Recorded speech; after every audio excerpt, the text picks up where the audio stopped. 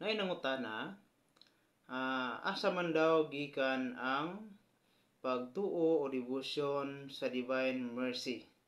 Sa wala pa si Sister Faustina Kowalska.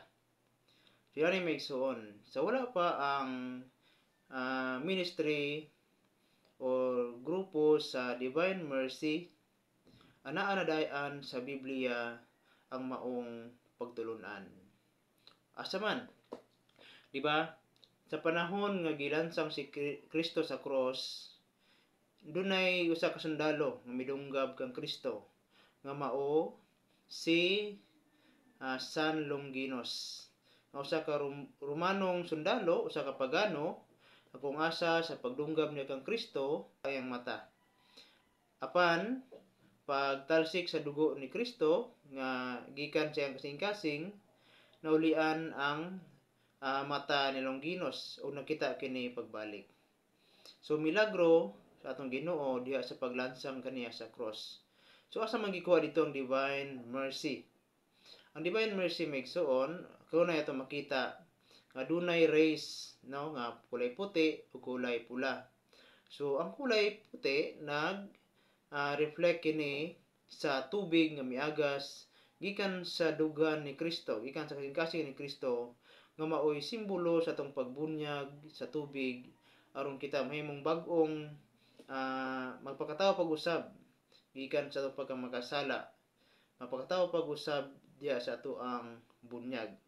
O ang dugo ni Kristo nga magisimbolo sa pulang rays sa Divine Mercy, nagsimbolo kini sa dugo ni Kristo nga iyang giula sa kalibutan para mapasaylo ang sala sa mga tawo. So kita man nato nga ang Divine Mercy is dunay tubig o dugo nga miagas sa kilid ni Kristo.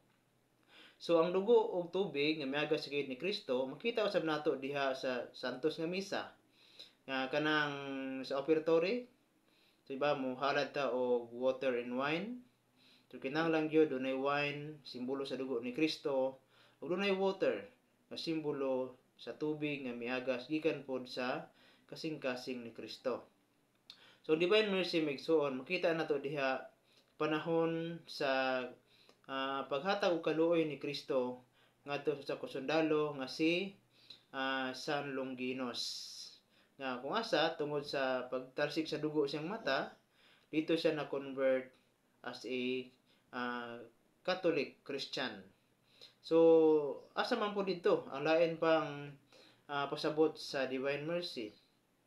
Sa panahon nga gilansang si Kristo, dunay gilansangan niyang kamot, duha ka buok, yang tiil duha ka buok, ug ang iyang kilid nga gidunggab ni Longinos mohinungdan sa iyang kamatayon.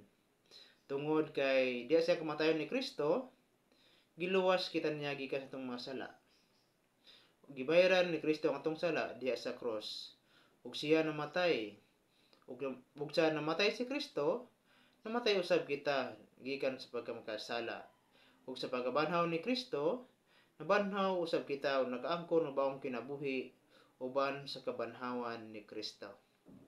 So klaro kay maigsuon nga si Kristo mao ang modelo sa gitawag nga Divine Mercy. So si Kristo nga atong hinumduman ay ang pagpalansang sa cross tungod sa iyahang kaluoy nato bilang makasala, nga si Kristo nangandoy nga kita bag-ohon niya aron makaangkon kita sa kinabuhing dayon uban kaniya dito sa langit. Amen.